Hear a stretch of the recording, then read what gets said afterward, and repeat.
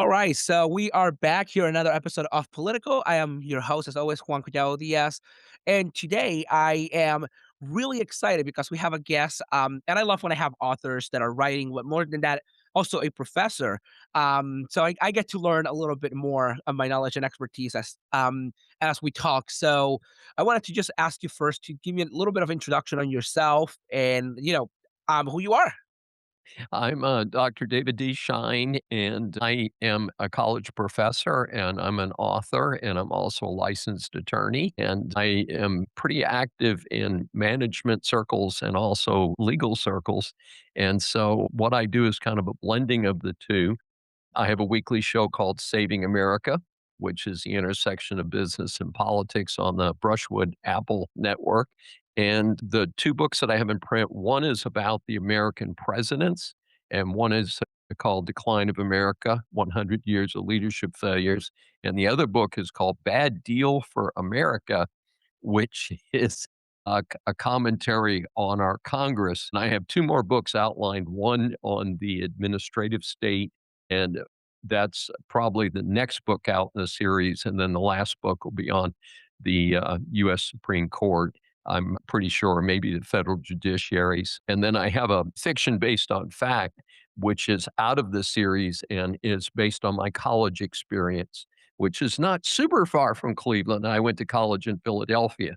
So I been to both cities, and I can, both are old northern cities and have some similarities in architecture and things like that. So it's both have a big river running through them and things like that. Absolutely. So yeah, and you share a little bit on your books, and so I had the opportunity actually with the time from the time I emailed you to now to read both. And by the way, great books, amazing. I Thank learned you. a lot through them, and I got to like understand so much of like how other people see the American system and the decline of America itself because we're all seeing it every day. And I guess one of my questions that I had today was, do you believe most politicians like are honest public servants or they're primarily looking for themselves? And one of the biggest examples that we have, are Donald Trump, Nancy Pelosi, Mitch McConnell, Ted Cruz that are currently like, the biggest.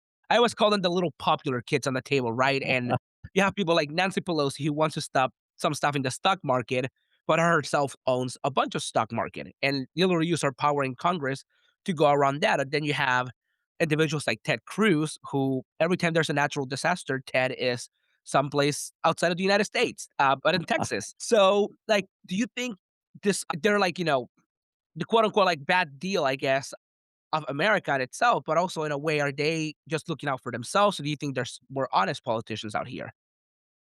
Well, I know some politicians personally, and I think they're very nice people.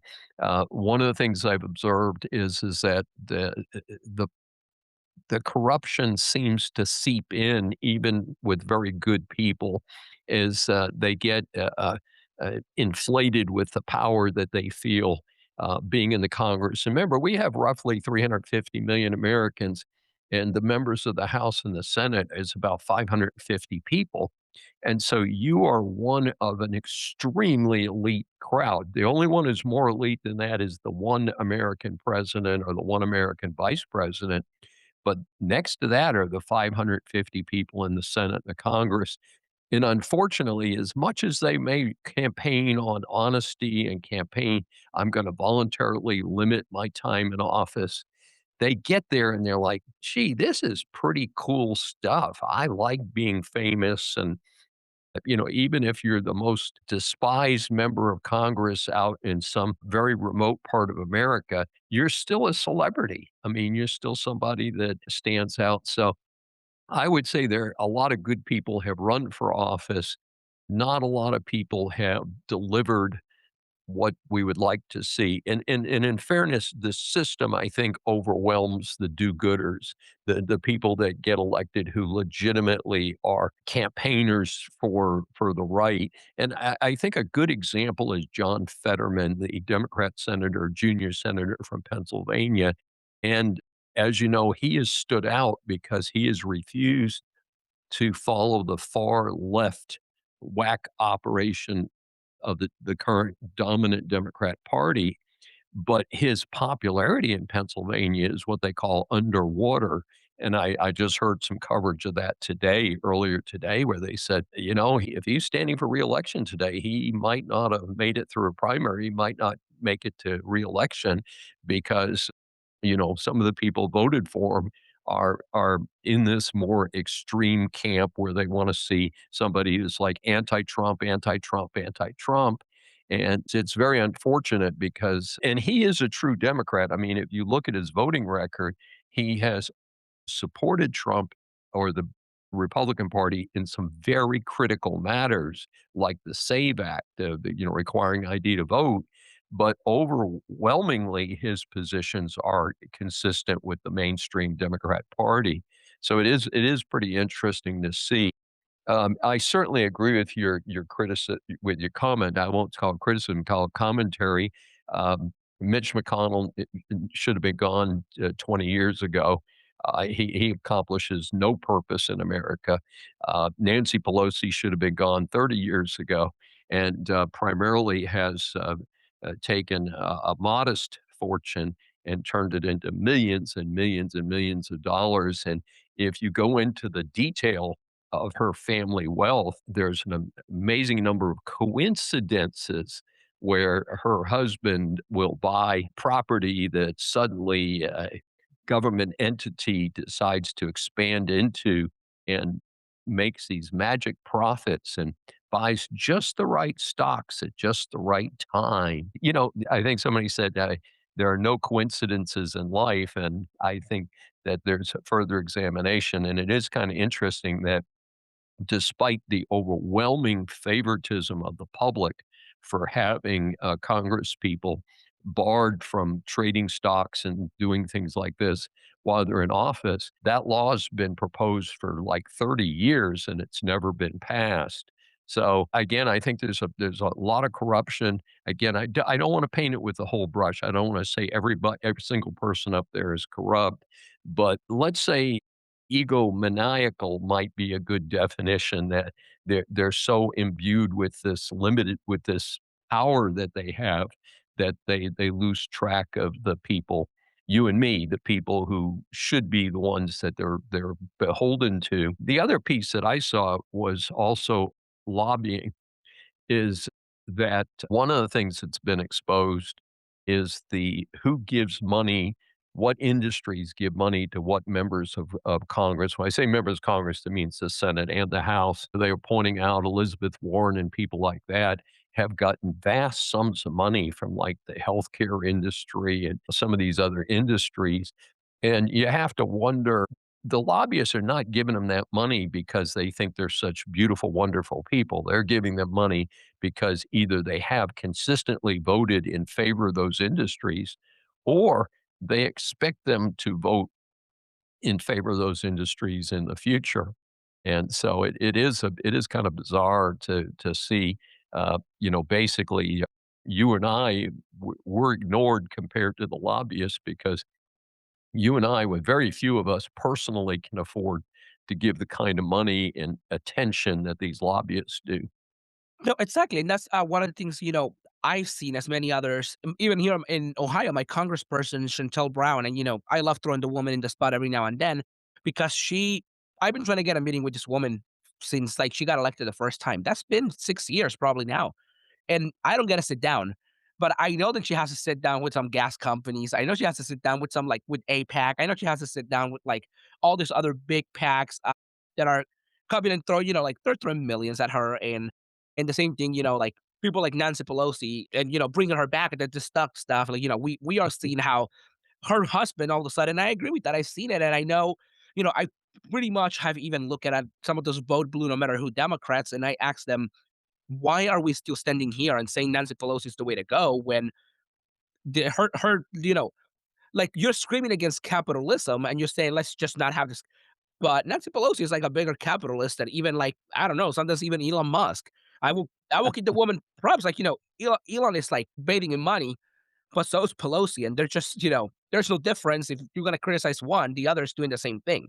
They're stealing like Elon got a bunch of government contracts while criticizing a bunch of other agencies, but like Nancy Pelosi is literally stealing from the American people. And that's comes to actually one of my next questions relating money. Do you think the way that the government spends our tax dollars is a bad deal? Like I had your book, The Bad Deal for America. So it's a bad deal for the average American like you and I, especially considering the significant funds sent to foreign countries like Israel and Ukraine currently for wars, and even the money spent in other like countries just bombing for war.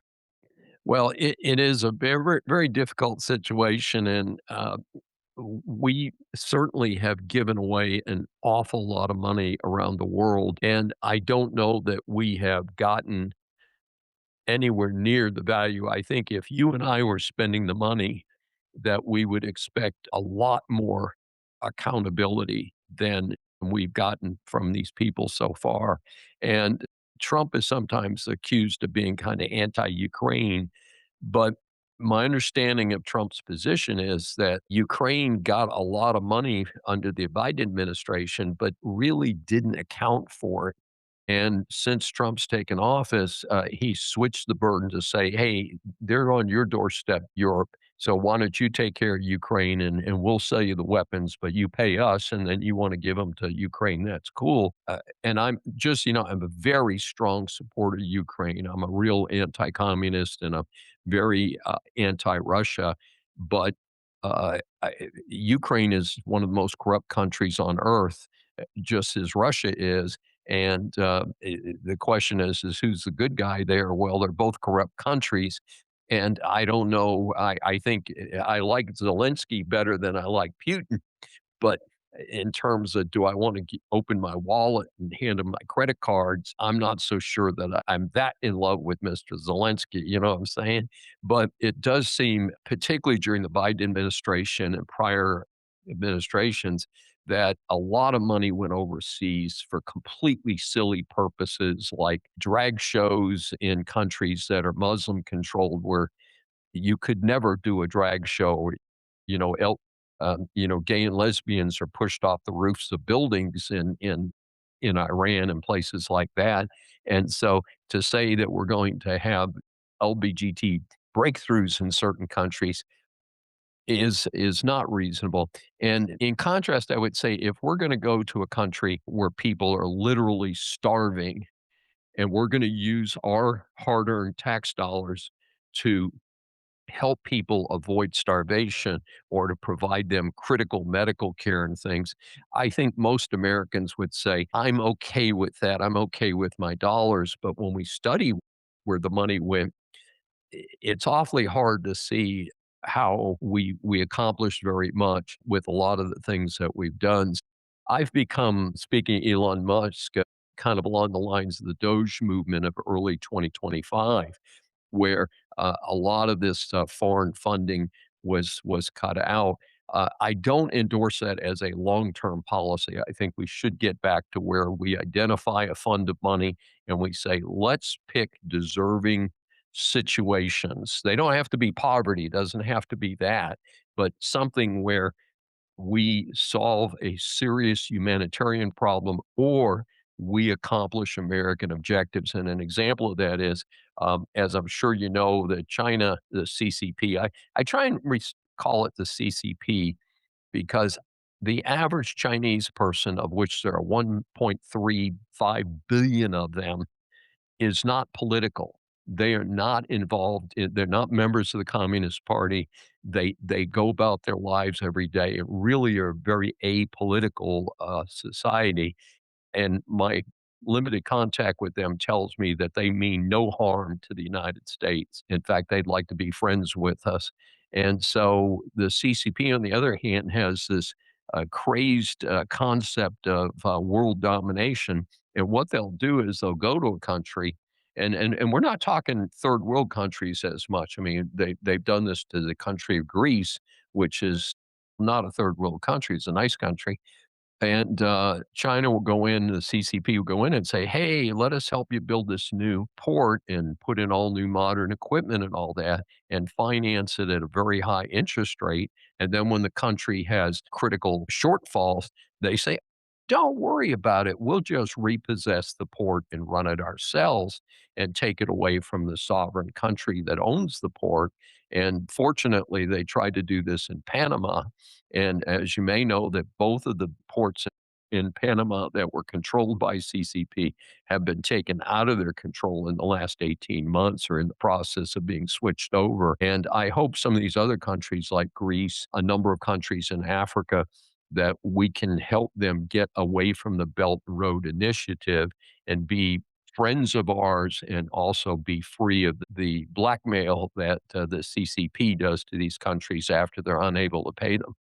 No, yeah, and that's like we have seen it around, like many Americans, and we've seen it over time. I think even Chinese people they don't want to support this big like Chinese Chinese party communist party situation, but they want to work with us. They want to, and because I think even though many people in the world see America differently, I don't think everybody in the world sees America as this big bad guy or enemy to the world. Though we have been in a way where, we have done things around the world that I would say are less pleasant than others. We're not as a country, as a nation, we're not the worst in the world. There's worse than us. But we're gonna be talking in many other ways, and that, one of the biggest things that I love about ourselves and our country, and you even said it, like, I'm not a fan of communism myself, and it's that we have the political power to an extent in ourselves. We have a power there where we can hold, like, our political class responsible, for their actions, and political class, those people up there. And so it comes to my next question, I guess, which is that pretty much like, what is the best ways for us, the citizens of the United States, to hold this political class accountable, but also show them like, hey, we elect you. We put you there. If you're gonna do a bad deal for our country, if you're gonna go make our country go into the decline that we are right now, we're going to fight you back. And so, what are better ways to do that for us? Well, I think certainly getting term limits put in place is an extremely important step, and that was the purpose of my book, Bad Deal for America, is to encourage the public to really put political pressure on the politicians to implement term limits. And if you look around the country, you'll notice in California, Virginia, other states have term limits on the governor, have term limits on their state legislators. And I think that we need to have that in Washington for sure. And so I think that's a part of it. But what I suggest to people is that we need people as busy as they are, and I'm ridiculously busy myself, is to be really engaged in the political process. The simplest thing that people can do is to vote in primary elections. Is what we're running into is a tiny fraction of the population vote in primaries in the United States. So I can tell you personally that I'm the kind of person who votes in every election, every primary, every general election for decades. And I'm so frustrated because I go and vote for who I think would be a good candidate in the primary. And, you get somebody who spends a ton of money or is wealthy in themselves and do not have to rely on political contributions. And they sweep through the primaries. And then when I'm in the voting booth for the general election, there's nobody on that ballot who's likely to win who I wanna vote for. And I'm voting almost always for the lesser of 2 evils, as the cliche goes. And so I'd like to see people become more involved in that. I tell people, "Go to city council meetings, go to school board meetings, be visible, and if it strikes you, run for office yourself." I will tell you, I ran for office, twice here in Texas. In 1992, I was in the general election for state representative. I got about one third of the vote in a as a Republican in a Democrat district, and then 4 years later, I was in the primary election for state senate, and did not win the primary in that case, and did not proceed obviously to the general election. But it was a big learning process. I'll tell you one of the most interesting things that happened to me. is as a conservative pro-business candidate, I had a meeting with the Associated Builders and Contractors. It's ABC. It's a huge national organization. Houston has a giant chapter of ABC. So they have a committee that evaluates candidates to give them money. So I go to the meeting with ABC and they talked to me about my pro-business attitudes and everything, and I felt very good about the meeting. So a couple weeks later, I get a phone call and they say, "Hey, we really like you. We like your positions, but we didn't approve you to get any money from our PAC, our Political Action Committee." And I said, Could you tell me a little bit more?" And they said, "Well, your positions are consistent with what we want in the legislature to do. The problem is that we don't think you're gonna win the election, so we're gonna give all our money to the Democrat candidate because we think that that person is more likely to win the election." It's completely opposite to what you think. Okay, so you would think a pro-business organization like ABC would give money to the pro-business candidate, but they're like, "Oh, no, no, we're not gonna support you. We don't think you're gonna win the election, so tough luck." And we're gonna but instead of not playing at all, they then give money to the person they think's gonna win, even though that person's positions are diametrically opposite to the organization's objectives. And I'm like, how does that make sense? Why would you give money to the wrong side? What they're doing is buying votes. They're buying usually they won't say they're buying votes, they're saying we're buying access. So in other words, if we give money to candidate XYZ, when we go to Washington or go to the Houston office of a US member of Congress, we're going to get in the door because we can say, "Hey, we're this organization and we gave you money and helped you get elected. So you need to visit with us and hear what we have to say." It doesn't mean you have to do exactly what we want to say, but it's certainly a very strong position that they take. So anyway, it is kind of interesting, but I can tell you I learned a lot from three different experiences. The two times I ran for office, and then the third thing was I lived in Washington, D.C.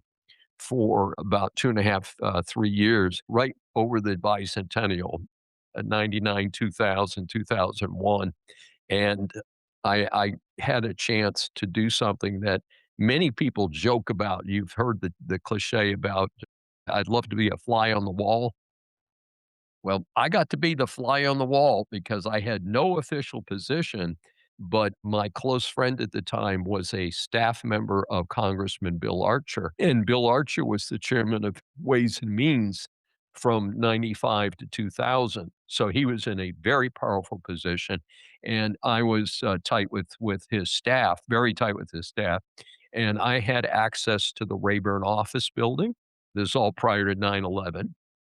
And I was in Washington, D.C., and saw the flames from the Pentagon, the smoke from the Pentagon, so that was not such a happy day, but it was a very educational experience for me to have access to see how the lobbyists would go into the congressional offices and things like that. Yeah, and like when they do that, it's a situation because I have had the opportunity to do some lobbying myself. Not that I will say, like lobbying with a lot of money, actually lobbying to just knock on their door and go like, "Hey, I'm here. I want to talk to you about this issue, this bill, and I feel we need to sit down." Do I get them to like even listen to me for 5 minutes? No, most of the time, no. They have a meeting like the next 10 minutes, and I wasn't scheduled to be there.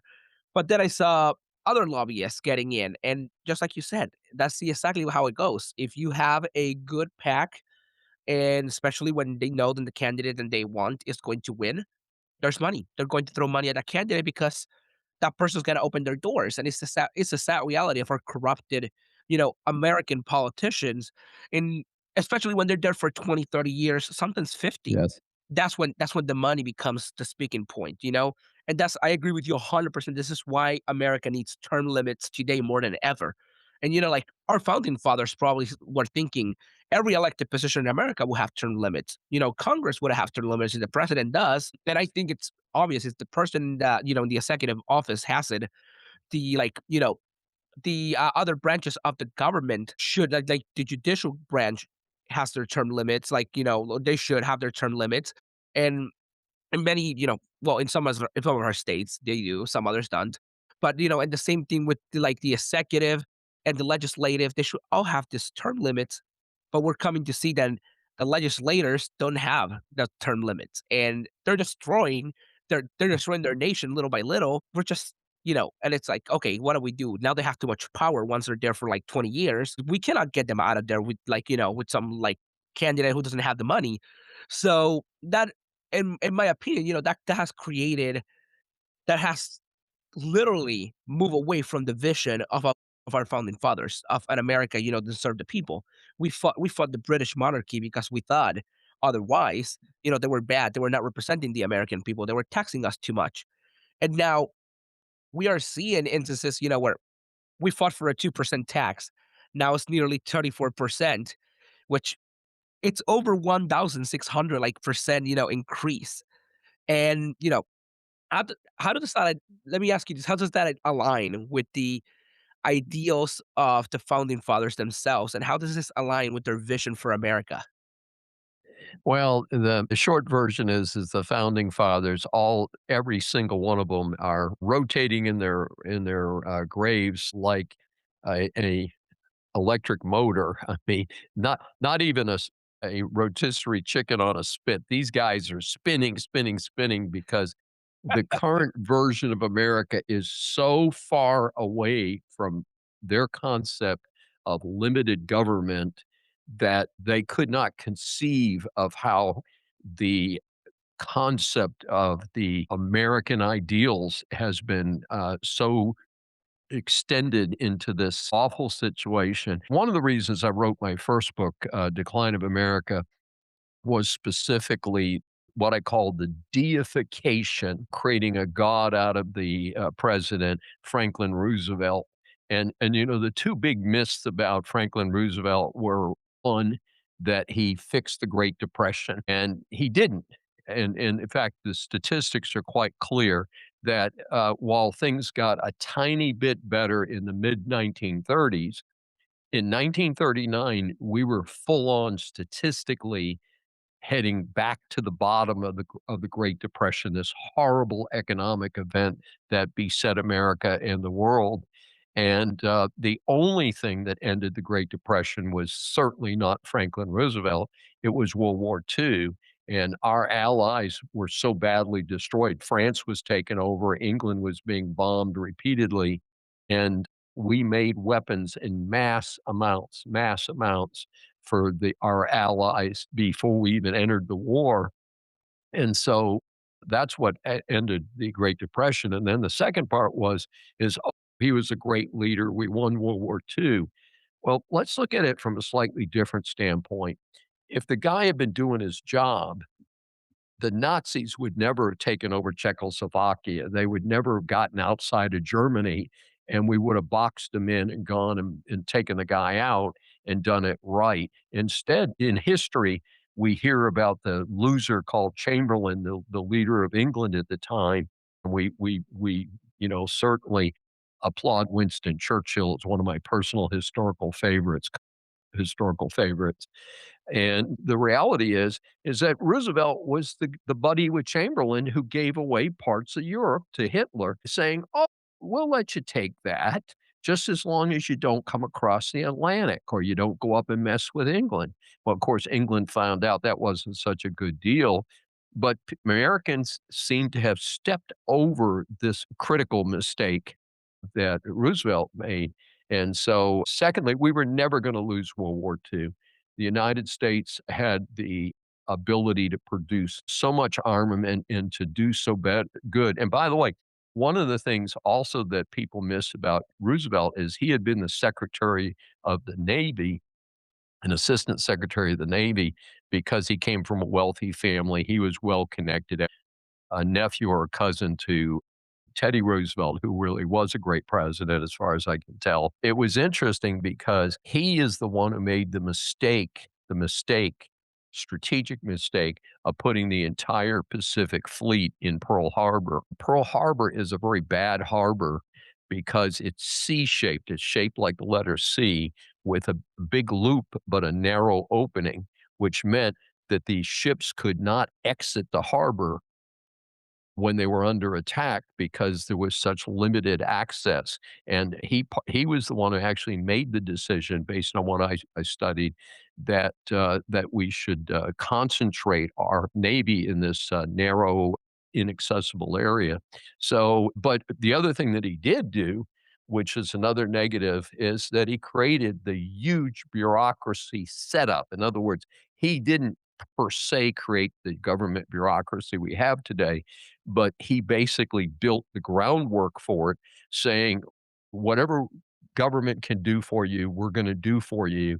And we're going to push the private sector aside, and we're going to show people how great government could be. Look, it won World War II. It ended the Great Depression and all of these other falsehoods that Roosevelt used to build this big government bureaucracy, which then continued to expand, especially its second birth was, of course, under Lyndon Johnson and his so-called, of course, Franklin was called the New Deal, and LBJ was called the Great Society. I estimate that the Great Society, LBJ's plan, wasted $3 trillion and accomplished more poverty and less success in America by just dumping federal money into programs that were poorly managed and were poorly designed and didn't honor American traditions and things like that. So the combination of Franklin Roosevelt and then LBJ really has created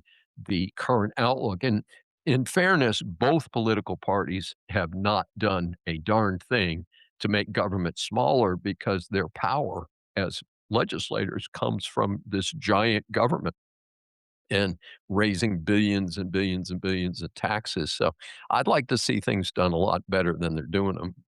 Exactly, and that's adds to part of my I guess one of my biggest questions that I had to you, and I guess it's like, relating the how the system itself was designed. You mentioned a lot of that part, that like people like Roosevelt created this he created the outline for the bureaucracy that we have right now and how bad it has become. The system is broken. We have to, or at least some of us, I want to believe that it's broken. But let me ask you this question. Do you think the political system in America is broken, or is it just functioning exactly how it was designed by people who wanted it to be that way? That's a wonderful question. Let's say if you're a taxpayer, it's an awful broken system that doesn't work. If you're a politician, that is your best friend because once you get elected, the power of the incumbency is unbelievable. It is extremely difficult to unseat an incumbent politician unless they are, Eric Swalwell and get caught with your pants down, literally, and things like that. Absent that, I mean, these people rarely lose a primary election, and they go on and on and on and build more and more power, and they lose track of who they're working for. And as I mentioned in A Bad Deal for America, being a member of Congress is a pretty good deal. I mean, you make 3 times what the average American makes. They get a base salary of about 175,000. They get a pension. Less than 9% of the American population, private sector has pensions, and yet all of your federal employees have these pensions in addition to Social Security now. One of the things I've proposed recently, I've been a big proponent of this, is a total elimination of federal pensions. Done. It's over. First of all, we're broke. We can't afford them anyway. And you say, well, now that we've got them in place, how do we do that? Well, unfortunately, the private sector has modeled that for us because many big corporations have ended their pension plans. And what you do is you take the pension that the person has earned up to that date, you buy an annuity for that person so that they'll get the benefit that they've already earned, but then you stop funding it for the future, and you do the 2 things that the private sector does. One is that they participate in Social Security, and the other is that almost all employees in the private sector have savings plans for what are called 401ks. That to me is the answer to the public sector, and I think we'd also maybe have more turnover in the public sector if we were not so generous with benefits. And in particular, I the history of this is kind of interesting. Historically, people in the public sector were paid less than the private sector. And they used that theory to increase the benefits to say, well, if we're not going to, if the average wage is, say, $10,000 a year, this is, of course, a long time ago, and we're going to pay you $8,000 a year, we're going to make up for it. We're going to give you more vacation. We're going to give you this government pension. We're going to do all this stuff. Well, back, 1940s, 1950s, that wasn't such a bad deal. Healthcare costs have skyrocketed. Overall, things have skyrocketed. And then we got to the year 2000, and something very pivotal happened in 2000. We reached what is called full employment, about 5% unemployment, which is fascinating because the unemployment rate's like 4.3% right now. But at that time, they said in the year 2000, we've run out of bodies. So if we're going to keep the government operating, we can't pay people 40,000 a year if the private sector is paying 50,000 a year. So they went in and they jacked up the public sector salaries to look like the private sector salaries, but they didn't take any benefits away. So actually, they've created a situation where public employees don't leave voluntarily because they've got great benefits, better than the private sector, who do not have pensions, and they're getting market wages. So why should you not work for the government, have a cushy 9 to 5 job, go home at night, not sweat anything, and not be held accountable? And when you look at a lot of the scandals, the scandal in Minneapolis, the scandals in California with the different things, the hospice in California and the daycare centers in Minneapolis, what's the common denominator? They're public sector operations that are not being monitored by publicly paid employees. And why is that? Because they're getting federal money for free and they have no accountability for it. Well, what about our federal employees going out there and bird dogging these guys? We shouldn't have to wait for some fellow off the street to go up there and go knock on the doors. This guy's just, he's a young man, just goes up there and knocks on doors and say, hey, can I put my kid in your daycare center? And they slam the door on him. Where were all the federal employees monitoring these billions and billions of dollars that were being spent? So I think for sure that we need a real reform of public sector employees. Obviously, that includes politicians, but I mean, it goes further than that. So I'm glad to see that we've made a little bit of progress, and I mean little, is that federal employment is down significantly. I've heard numbers from 5 to 12%. I think 5% is probably a closer number, but in any event, we do have fewer people on the federal payroll than we did before Trump came back to office. My proposal in Decline of America is actually that we reduce federal employment by one third, and I've heard people join me in that effort and say, how about one half? But whatever you see is that we need to have market wages. I'm okay with market wages, but let's make it market wages and market benefits. And we hold people accountable to performance like we do in the private sector. And we make sure every person does their job like in the private sector. I mean, if a company doesn't make money, it goes out of business. Those people go out on the street. In the public sector, the government doesn't make money. They hire more people. They don't fire the ones that are losers. Why not? 100% agree with this. So for like, background here and those that don't, for people that listen to my podcast and wonder, I don't do podcasting full time. I wish it was a full time job for me, but this is a passion project. And sadly, I have to be one of the people who has to like sadly say I am a government employee, and I have seen how many of my coworkers are incompetent. I work with like my previous department, my direct supervisor, the most incompetent man in the world. And but he was there and he's still there. I mean, my contract ended and this man still has a contract. Don't know why. He cannot do anything. And it's a government aspect of it. The people in the government has gotten used to even below mediocre. They're like just used to this like low life crap that they do. And I mean, sometimes here in Cleveland to get a government assistant for a senior, you're expecting someone like they have this program open and you have 20 employees running the program. You're expecting a wait of 3 years to get this done, like someone's porch. This can be done, like in 5 minutes if you want to really help the people.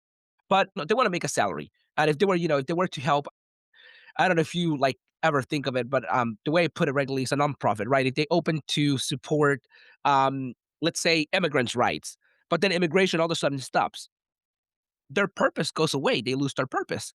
So they no longer stay open, and I think that's how the government works. It's like if they offer you this, but they gotta make it happen, they cannot make it happen too nicely because if they do, they lose and then their jobs goes away. I think these people think more of a paycheck over an actual like how can we support or be better for the community.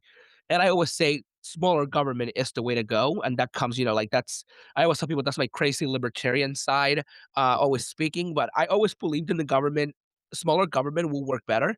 I don't need or want the government in my business, and I think they're involving too much. And you know, I would do anything to get rid of them, but I don't think many other people are willing to go over that. So, and that's the part that like affects America every day. Right. Well, it's funny what you say that because I have an article out right now called "End the Postal Service Con Job," and I proposed a 2-day-a-week delivery, 2 weekdays for businesses and a weekday and a weekend day for, private and residential neighborhoods, and, I am very truthful. I mean, I check my mailbox every day. 90% of my mail goes directly from my hand into my recycling bin. 90% of my mail. And in fact, the few things that are first class that are important, usually it's because I've forgotten to put them on electronic notice. Boy, I got that bill. It only comes every quarter. I forgot to tell them to send that by email or, just set it on auto pay. And we do not need 6-day-a-week mail service. We have email, we have communications, we have mobile phones. We're so connected to the world that mail was extremely important when Ben Franklin set up the postal system. It's just not the year, 1772 anymore. I mean, let's get real. But I did say in my article, like most Americans, I love my mailman. He is a great guy. He has been delivering. I've been in the same house for 28 years.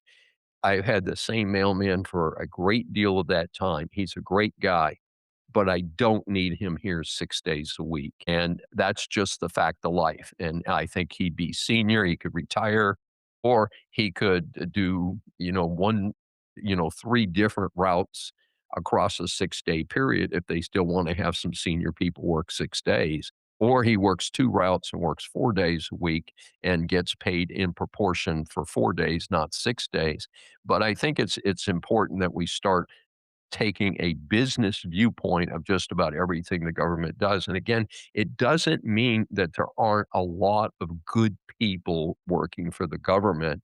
It means that the whole concept and the approach that's being applied doesn't work. One of the things that I've also strongly advocated lately is total elimination of federal funding for handouts.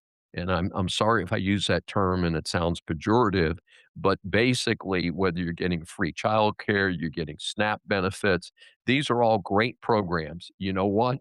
Why are we taking $100 from the taxpayer, sending it to Washington, laundering the money, sending $30 back to the state, which is then laundered again by the state agency so that they can give it to a free bogus daycare center in Minneapolis or a hospice operation that has no hospice patients in California. Why is that happening? It is happening because the people at the state level view the federal money as free money. You know what? We have 50 states plus the District of Columbia. We have no poor states. Every state, if it wants to take care of its poor, its homeless, its unwell, has the money and they can administer it themselves. And you know what? I bet you they would do it much more efficiently if it came out of the government treasury of the state, out of Sacramento or Springfield, Massachusetts, or wherever your state capital is. I bet you those folks would watch that money a lot closer if it wasn't coming from the federal government. A good example I would use here in Houston, Texas, where I sit today, is Houston, Texas is the most car dependent city in America. That's a famous statistic. And I see no change in that because of enormous amounts of federal transit money, US transit money. They built a streetcar system in Houston, which has killed people. It's run over pedestrians, it's run over bicyclists, it is vacant most of the time, and the thing has a route, so you see these and I commute across one of the routes, and I see these rail cars go by with nobody in them. And like, I counted last night at 11 o'clock, this big train went by with four people in it, and that's not what it looks like in New York or Philadelphia or Cleveland on public transit, but that's what it looks like in Houston. Why on earth did the city of Houston build this dangerous, obnoxious rail system with so few people using it? Because 90% of the money came from the federal government. Completely ridiculous. And guess what? It's such a failure that they went and got more money from the federal government and built the line bigger. So they do even And that is one of less the with biggest more money. problems. And that's one of the biggest problems. You said that part right, actually. Is we're seeing this happening so much. And and people just think that it's like one time thing, but no, it's like going all around. It's the waste of money, and it's not a one or two things. No, it's a huge waste of money that we're seeing everywhere. And it's just that reality. Like at this point, I even seen it everywhere, and I'm seeing it. I'm like, whoa, like where are we spending, where are we spending this much on such a ridiculous thing? And I mean, here in Cleveland, we're seeing it every day, like even with our mayor, which I am currently actually doing a recall against because I cannot deal with he took a $58,000 trip. That's how much I was making in my previous job in the city. And he took only that for 5 days. 5 days. And then people are saying and he's not corrupted. No, I'm sorry. That is corruption. And that money didn't come from me, didn't come from a tax Mhm. dollar payer. It came from the federal government. So in his Yeah. eyes, he can spend that however he wants, It's and free that's the money. issue. That is exactly how they look at it. It's free money. It's the federal Well, government. It still I comes think from us. we should all get $58,000 to go on a trip if it's okay for him to do that. It should be the federal government should give every one of us $58,000 to go on a trip. By the way, where did your mayor go?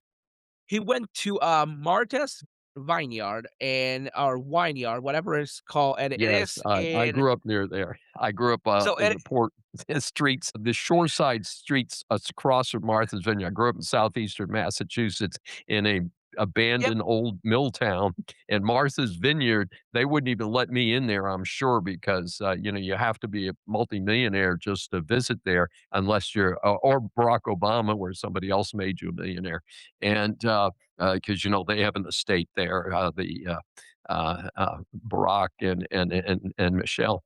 And it's just very interesting that he needed to go to Martha's Vineyard. What business purpose would you accomplish going to a purely residential community like Martha's Vineyard? I am as so the city is questioning this as much as you are in Cleveland, and that's the Mhm. reason, why people like me that want to hold him accountable, we say, "You know what? We need to hold our political Americans, the people elected accountable, and we're looking at it, and it's too much." Like, he said that he got over a $3 million deal for the city of Cleveland. We have not seen that, flourishing, and again, a mostly residential community. Um, it's not going to happen. I mean, it's not needed in a metropolitan like Cleveland, in a metropolitan city like Cleveland. We don't need our mayor to go, across freaking states to go and make a deal when we can have that deal come to Cleveland and they can come and see our city and make the deal here instead of going to a rich location, where the elite and the 1% go to because that's their spot to be. Um, and then, that brings me to an important question here, this mayor, he was opposed by a conservative candidate here in Cleveland.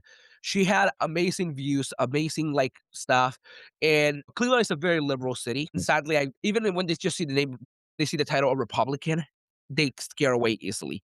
But I think then it was less about her being a Republican, and her policies were great, and that's why I voted on her side. But let me ask you now: do you believe in the decline of America itself, is primarily due to one party or both parties in itself. Easy, both parties. Absolutely. What I say, and sometimes people say to me, Dr. Dave, we love the concepts in your book, but we hate the name of your book because it sounds negative about America. And I try and explain to people is we have had 100 years of poor leadership in America. We have had people who are flawed in many different ways that have been leading this country. How did we win 2 world wars? How did we get to the moon first? How did we accomplish so much in such a short time? Well, it's because of the greatness of the American people. I love America. I love the American people. And you know what? Part of our strength is our diversity. We took people from all over the world, we dumped them in here, we blended them together and in the famous American mixing bowl. And whatever it is, we created something really special. And if we could get great leadership to go with the great people we have in this country, there's no telling how much more we could accomplish. I mean, we could wipe out poverty, we could wipe out homelessness, we could make sure that everybody has an opportunity to achieve the type of life. We don't need everybody to be. Even though I'm a college professor. We don't need everybody to go to college, but we need everybody to have a place in life to be able to support themselves and to be whatever is a good fit for their interest and skills and so forth. And it's just interesting because even the presidents that have done a half decent job, like Harry Truman, I think a lot of the things that Trump has done recently are good, but he himself is a very flawed individual. And you've got the flip side. You've got, I think, one of the nicest guys ever to be president with Jimmy Carter, probably one of the worst presidents ever in terms of actual what did he accomplish during his time in the White House. He actually accomplished more in the year 2000, 20 years after he left the White House with the Egypt-Israel settlement than he did while he was president 20 years earlier. It's an amazing result, and so I think that, uh, we've got to get on a better track, but I think short term and of course, Doge kind of fell off the headlines, but I think certainly we've got major, major government reforms, term limits, dramatic changes in how we compensate federal sector employees, and things like that that could make a big difference in a hurry. But it's going to take some commitment, and unfortunately, it may take some serious financial crunch. We're not dealing with the shortfall in Social Security and Medicare. I keep hearing Medicare is going to run out of money in 2030. That is rapidly, rapidly approaching. Neither party has dealt with that. Both parties participated in the looting of Social Security. Remember, Social Security isn't some big gift from the government. We have been paying into Social Security since the 1930s when, again, big surprise, Franklin Roosevelt came up with another way to tax the American people because they never planned to pay the benefit. Think about it. The average lifespan at the time the Social Security was set up, the payout was at 65, right? But they set it up in the 90s when the average lifespan was 65. So they were never gonna pay it. Nobody was gonna make it to 65, so that a few people randomly made it to 65. It was like, "Hey, look at all this extra government money we made. Wasn't this a genius way to tell people we're doing something for them? And it's a big con job." Well, now they've raised the retirement age to 67 is the base retirement age. Why? Because they can't afford to let people take regular retirement at age 65. And they're still going to run out of money, even with the reforms that they've made. But part of the problem is they've mismanaged all of these billions and billions of dollars that have been put into that fund, extorted. I mean, we're basically blackmailed. It's like if you're an American and you're working, you will pay. I mean, it's like the mafia going to a guy who runs a grocery store in an urban neighborhood and says, you know, we're going to take 5% of the money you make But think about it, is the average employee in America between the employer and the employee pay 13.5% of their income. Their gross income goes to the federal government for Social Security. Are we actually getting that benefit back? Best I can tell, I have not done the exact financial calculations, but it ain't no gift from the government. We're getting back at about a 1 or 2% return, whereas if you were just investing your money in the stock market, you'd probably get a 5 to 8% return. So it's just another example of, like I said, the Postal Service, Social Security, Medicare, giving money for relief programs at state level. So many different programs have failed and failed spectacularly, not even a little bit. But yeah, exactly. And and that's we have seen, and we started, when we started talking at the beginning, before we jump into all this other stuff, including Social Security itself, one of the things we talked about was how good a person, a president does. And I had episode before not long ago, actually, well, kind of long ago, sometime last year, and it was and we were talking about the Grand Opportunity USA. So it's this political score, and people get to go, and like and give like this kind of credit score to their like elected officials, and you can just look at things. And I thought it was a really cool idea, and because this brings me to one of the questions that I have for you, and is, like, if you had to grade some of the recent presidents, what would be the primary criteria to give them an A? And by recent, I would say probably like Trump, Biden, Obama. I'll probably throw in there both Bush and Clinton, I guess, to make it like most recent.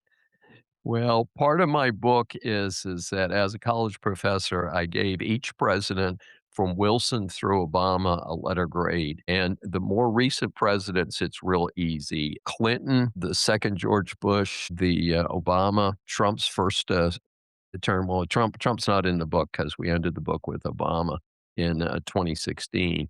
But I can tell you, all of the recent presidents got a D minus. They failed America in grotesque fashion with corruption, with incredible waste of tax dollars, with failure to lead America in the world. And it is a very disturbing thing. Some people may say, well, why did you pick the period Wilson through Obama? Well, first of all, the book was released shortly after Obama left office in 2018.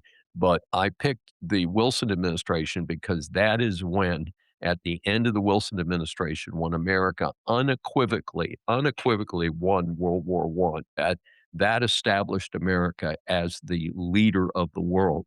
So I call it the American Empire. So the American Empire dates from, say, 1917 to the present. And the American Empire is still going on because nobody else is really anywhere close to us. Russia is clearly fading. I mean, Russia's for 4 years has beat up a tiny country next to it and basically has attacked their civilians because they're not competent enough to go and fight soldiers. My understanding is Russia has lost 3 soldiers for every 1 soldier that Ukraine has lost. How is that a superpower? The answer is they ain't. And the CCP is not even able to pay its public employees. I heard a report, one of their public employees, he's gone 4 years without a paycheck. 4 years without a paycheck. And they're running around spending billions and billions of dollars around the world instead of minding their own country. So I think we still are a superpower, but again, that's because of the excellence of our humans and not due to the leadership in Washington. What I would like to see is like to see an efficient government, a government that is really beholden to the people. And I think one of the better ways to do it is I have, again, recommended term limits. I would say 10 years in Washington. So 5 terms, 2 year terms as a representative, 2 5 year terms as a member of the Senate, and 1 5 year term as president. And people say, well, how did you come up with 5 years for the president?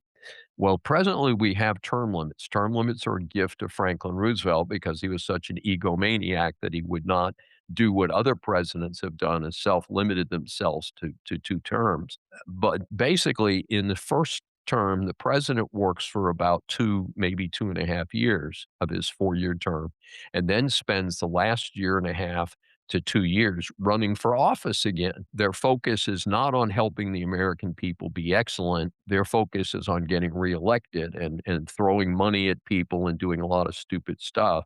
And then the second term, they spend about 2 years actually running the country, maybe, and then they spend the last 2 years shopping for their presidential library and trying to help somebody in their party, whether it's a Democrat or Republican. They want to be succeeded by someone from their party who's not just in their party, but also in their camp. Because, you know, you had the Clinton camp and you had the Obama camp on the Democrat side. Those 2 camps were at odds with each other, so each side wanted to make sure somebody in their camp is the one that got elected next time to kinda uphold their thing. But I think 5 years is plenty of time for someone to prove that they have the best interest of America at heart. And anticipating a possible question from your audience is, the highest grade I gave was a B minus, and that was to Harry Truman, who made the decision to drop the 2 A bombs on Japan, ending World War II with a much less loss of American lives than might have happened if we had done a ground invasion. And also just being a straight talker, which is something we need. We don't need politicians in Washington. We need people who actually work for the people. And you might say, well, if you think he's such a good guy, why did he get a B minus? Well, he basically lost the Korean War.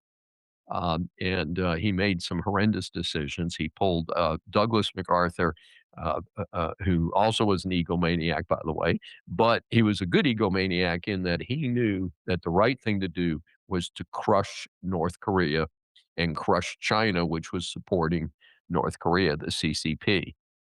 And if they had done that, the world today would be a much safer place if Truman had not pulled MacArthur out of there. At the same time, I'm very respectful of the military civilian administration that we have in this country. The president is the chief military officer of the country. And when he told MacArthur no, that meant no. Truman may have given MacArthur the wrong instructions, but he was right to the extent that he was president. He had a right to do that. So it's kind of a, I'm kind of like, he over here and is over here. But MacArthur definitely was the more correct in terms of the military approach. And people say, well, gee, that was 75 years ago. Why are you still talking about it? Because we are still living with the consequences of that horrendous mistake with North Korea testing missiles capable of delivering nuclear weapons halfway around the world. That's a very scary situation with a bunch of whack jobs there in North Korea. And you have a country that can't feed itself. You have people that are not able to have food, but is spending billions and billions in equivalent American dollars building up this incredible military. But I don't know that they're that great because you may know that North Korea has sent a bunch of troops over to Ukraine to help Russia, and my understanding is they've been used as cannon fodder. They've been mowed down largely. They've had very little impact, and so part of it is you can understand if somebody's sent to a country they have no knowledge of, no responsibility to, and they say stand here and get shot. Why would you expect these people to do anything good for Russia, who they're supposedly fighting for? But in any event, that's the reason that Truman is the high grade at a B minus, and everybody else is ranked below that. The Republican idol, of course, is Ronald Reagan, and I gave him a C plus. And Reagan actually had a lot of good features. He was popular around the world. He helped to bring down the Iron Curtain. He absolutely did that. But part of it was that the general success of the country vis-a-vis USSR was what helped to win the battle. In other words, USSR was broke on its butt. That's that's point blank. The USSR was broke on its butt, and the United States was successful under Reagan. It could have been more successful, except he was big buddies with Tip O'Neill. A lot of people refer to that time period in history where Democrat leader of the House, Tip O'Neill, and Ronald Reagan were big buddies, big drinking buddies. But the problem is that you can't have everything. So Reagan got his military buildup, but Tip O'Neill also got every single social program that Lyndon Johnson had put in place funded, and we bloated the budget during the Reagan years. And so it was not a successful overall success in terms of his administration, but it was certainly better than the more recent ones since that time. It's a little bit of a balancing act there. Yeah, absolutely. I'm coming to like a little bit of the end of my questions here, but I wanted to ask you before I jump into my final questions. Do you think that their personal lives as individuals do matter or affect the lives of a politician? And one specific one that I always look at is Bill Clinton, most recent. Like, did some good things, but also we had a lot of like many controversies. I mean, crap, if you look at the list, I'm pretty sure if I'm correct, that was maybe it was NPR who did an entire list of his entire like controversies and things while in office. And I think I was reading that article for maybe like 40 minutes of how much there was. So like, do you think their personal lives matter when like grading the presidents themselves, or do you think it's more of like, hey, this is what they're done in office? Like many people say Clinton kept us through a, peaceful time, but he was kind of like crap at his like personal life. He made it awful for everybody else. So I'm like curious if that affects or not. Well, Clinton is part of a series of people who are simply never, ever qualified to be president. I mean, if you were putting a list of things together, to take a governor of a state like Arkansas and say, oh, well, this is a model to be in charge of the most powerful country on earth, I wouldn't pick a governor from Arkansas. I'm sorry to be so provincial about that, but he only got elected because he was Mr. Lucky. I call him Mr. Lucky because George H.W. Bush, who was a very fine human being, also Houston resident, by the way, and a very decent guy, and had a huge amount of government experience as the vice president for Ronald Reagan, had the misfortune to be president at a time when the economy was in a recession. And the great shame of this was that as the campaign wore on, the last few months of the campaign in 1992 that got Bill the Bum elected, as I call him, is the economy was surging back from the recession. And a lot of people say if the actual election had taken place, say in February of 1993 instead of in November 1992, George Bush would have won that election because the economy was surging back. But on the day that the election was cast, it had not. The public hadn't woken up yet, hadn't realized, whoa, we're actually getting better. Let's not beat up Bush. He's doing an okay job for us. So people, sadly voted for what was happening that day, not what was happening in the next few weeks or few months. And so Clinton inherited a good economy and could have had a balanced budget during most of the time he was there, because if you don't engage in foreign wars, you don't run such big deficits, but they still threw a lot of money away. The other thing that happened is that Clinton was smart enough to realize that he wasn't going to get elected in 1996 unless he ran to the middle. And Clinton was a clever politician in that he realized that he needed to run to the middle at exactly the point when he did, and he passed something that a lot of people would think of as Republican ideal. He passed welfare reform.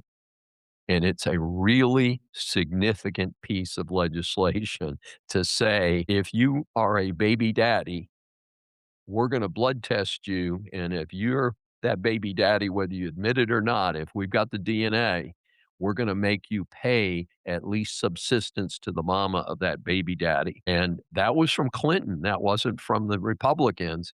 And so he looked like a moderate during the 1996 election. Now, why else was he Mr. Lucky? Because the big scandal about Monica Lewinsky and that stuff hit after people cast their ballots. In fact, the timing was uncanny that he just made it just past that point, gets reelected, and then it hits the fan. And then people say, we're going to have an impeachment and all that. The Republicans didn't have the votes at that time to impeach him. It's unquestioned that he lied in his deposition, considering his involvement with Lewinsky and I think it was Paula Jones, things like that. So it is interesting, but his particular points of luck helped him get in office and then stay in office through the tumultuous '96 election. Also, the Republicans did not run good candidates in either '92 or '96. And a third Mr. Lucky is the involvement of Texan Ross Perot, who was a significant factor in George Bush losing the '92 election and was a slightly less factor in the Republican loss in the '96 election. So Clinton just had a lot of things coming together, but as far as I'm concerned, as a person, he's a loser.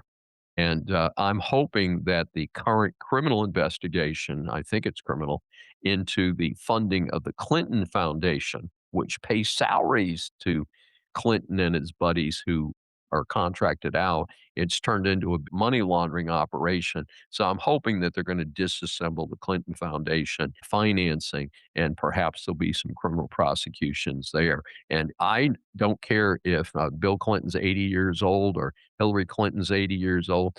I'd be more than happy to send them to prison if we can catch them. So it'll be interesting to see what happens. And I know one of the reasons that Pam Bondi was let go recently, and I'm a big fan of Pam Bondi's, by the way, so I was not happy about that. But one of the reasons is that the politicians are getting impatient that nobody's been indicted. So might be some indictments coming now. Yeah, we might for sure. And that comes to like my last question that I had for you, I guess, today. And it is, in your opinion, what is one specific change that we can make our government here be more transparent? Oh gosh. Well, the big one obviously on the politically elected side is term limits. And as I spelled out, I have an aggressive plan for term limits. And then in terms of government employees, do my do what I said, cut the government by one third, eliminate all federal pensions, eliminate most federal programs other than defense and the national highway system and things like that, that absolutely need to be done by the federal government, and get back to the constitutional ideals of our founders of a limited national government where as much as possible is done at the state and city level, not at the federal level. And I think we would be sure to have another century like the last one where we were the leaders of the world. We can definitely do another 100 years easily if we follow a few, not simple, I mean, not easy, but because we've got things so entrenched. But I think that there's gonna be some big financial comeuppance, like I said, Social Security crash, national debt crash, things like that, that may finally force people to do things that they've clung to for so long. All right. So, yeah, I agree with that. And, with that said, I wanted to ask if people wanted to purchase either the Decline of America or the Bad Deal for America books, where can they find those online? The fastest, easiest place, of course, is our friends at Amazon. The Decline of America is available in paperback and electronic format. The Bad Deal for America is available in paper format, e-format, and we've got a fantastic audiobook that I think people would enjoy listening to. Rather than just me boring reading the book, what I did is I read the introduction part where we talk about how much money the Congress people make, and then we had 4 different actors perform the parts of the different politicians who are quoted in the book. And so it's a much more entertaining book than it might sound to listen to by these different people. And it's a very affordable price on Amazon. All right, and for those at home that want to learn more about this, you also can visit our show notes at politicalpod.com, and will also be listed below. And that's where you'll find all the links actually to Dr. Dave's like website and his socials, where you can like share stuff too, but also the books themselves. If you are curious to find more about those, they will also be listed there. And again, that's politicalpod.com. where you'll be able to find all that stuff. And until then, thank you so much for joining me today. It's been a pleasure to talk and go over this. And I'm excited to see, more people reading the books and actually getting to learn more on this political aspect of things that we have not, that they may not ever think of. Thank you so much, Juan. It's been a great pleasure, and I wish you all the best for this summer and the years to come. Thank you so much.